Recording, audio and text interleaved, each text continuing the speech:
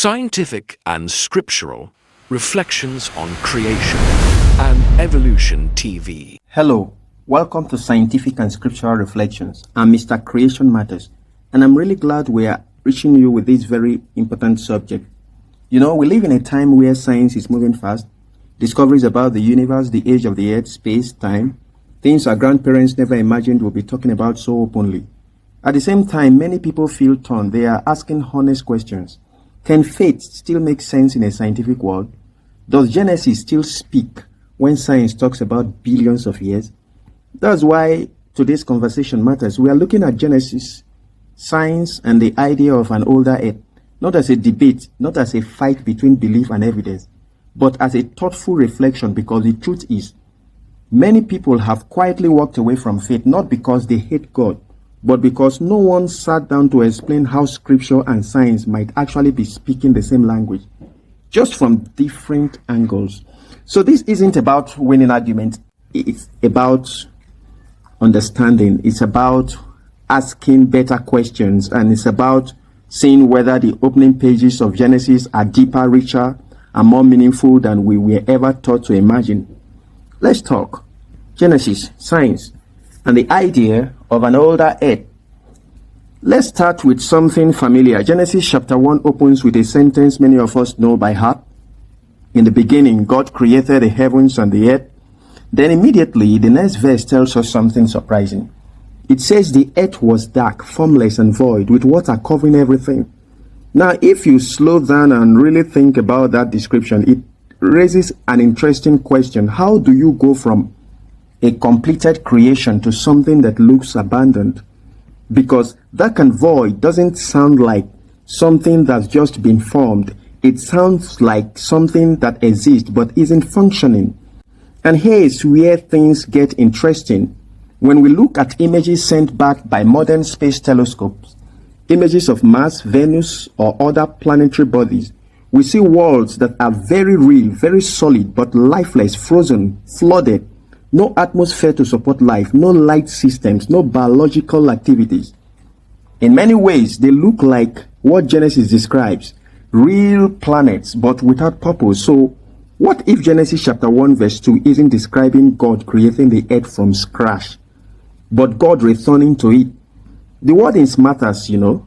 Genesis doesn't say God was creating the earth and noticed it was formless. It says God created, and the earth was without form and void. That suggests something had already happened. Now, I'm not saying Genesis gives us a full scientific timeline. It doesn't. But what it does give us is a framework where creation happens. Something interrupts that creation, and then God begins a process of restoration. Notice something else. When God starts the 6 days of creation, He never creates water from nothing. He separates water. He never creates land from nothing. He reveals land after the water was separated. The materials were already there. That alone suggests the earth existed before the 6 days began. Now, let's bring in another biblical voice, Peter. In the New Testament, Peter talks about two worlds. One he calls the earth that was in the water, and another he calls the earth standing out of the water. Two conditions, same earth, one submerged, one structured. That lines up remarkably well with Genesis. So here is a reasonable possibility, not a doctrine, not a threat to faith, but a possibility. What if the earth existed for a very long time in a lifeless, frozen, water-covered state? What if what Genesis records is not the first moment of existence, but the moment of purpose? That would explain something that often causes tension between faith and science: age. Science finds rock that dates back millions, even billions of years. The Bible traces human history back roughly 6,000 years. Those two statements only clash if we assume humans were present from the very beginning of the planet. But what if they weren't? What if there was a world before ours? One without humans, one without purpose, one that ended in catastrophe. That would explain fossil records. That would explain extinct creatures. That would explain why the Earth's crust appears ancient while human history appears recent. And suddenly, faith and science stopped fighting.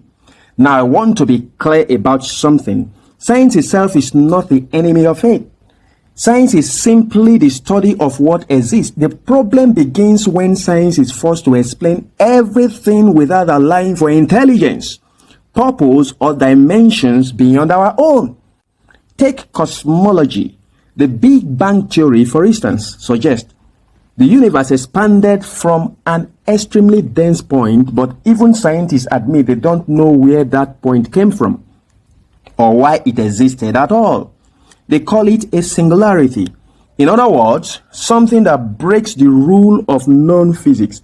So the real question isn't how the universe expanded.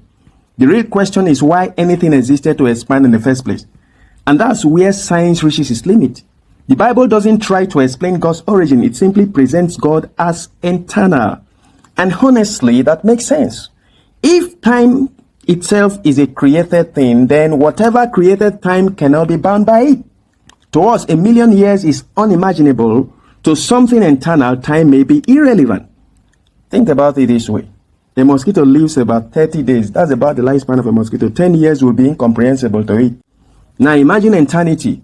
So instead of asking how old is the earth, maybe the better question is how old is purpose, because Genesis isn't obsessed with timelines. Its focus is on meaning. The moment light appears, purpose begins. The moment order replaces chaos, meaning begins. The moment life enters the picture, history begins. That's when humanity enters the story. And that's why the Bible measures time from Adam, not from rock formation. Now, some scholars believe in catastrophic event or a catastrophic event possibly linked to spiritual rebellion destroyed an earlier world.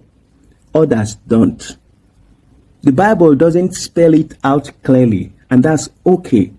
What matters is this: the existence of an older earth does not weaken faith.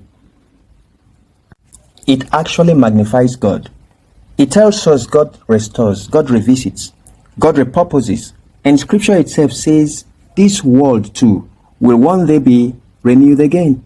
So if the earth has been recreated before, the idea of a future recreation isn't strange at all.